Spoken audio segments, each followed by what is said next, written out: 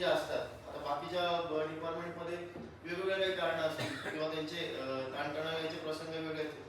आपल्या आयुष्यामध्ये कसं असतं, साधारण म्हणजे आता ग्रामपंचायती सुरू झाल्या आपल्या, सुरुवातीला उठत नाही, आवरत नाही, तर आपल्या डोक्यात येतं की आपल्याला दप्तर मिळणार आहे का. इथून जो ताण सुरू होतो तो ती प्रोसेस कम्प्लीट होऊन घरी येईपर्यंत आपल्या डोक्यावर असतो.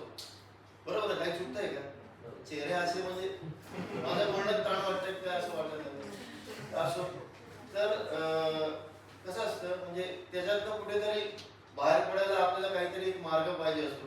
मान्य आहे की आपल्या या आपलं जे काही आपलं आयुष्य किंवा आपली जी लाईफस्टाईल आहे त्याच्यामध्ये आपल्याला असे काही फॉर्मॅट्स पाहिजेत की जे छोटे पण ज्यातून आपल्याला काहीतरी स्कोप मिळेल किंवा आपल्याला काहीतरी वर्कआउट करून आपल्या स्वतःविषयी काहीतरी करता येईल.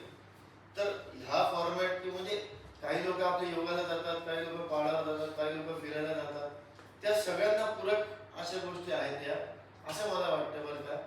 आणि आत्ता मी इथे बसलो होतो तर त्यांनी जे काही सांगितलं त्यातल्या 2 ते 3 गोष्टी जाणवल्या मला. एक ते सर म्हणले ते एक मॅग्नेटिक फोर्स आणि दुसरं ते राईट लेफ्ट आणि ते गरम थंड.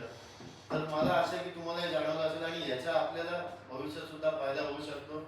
आपले काय म्हणतात टेन्शनचे पण आपल्याकडे 2 ते 3 प्रकार असतात.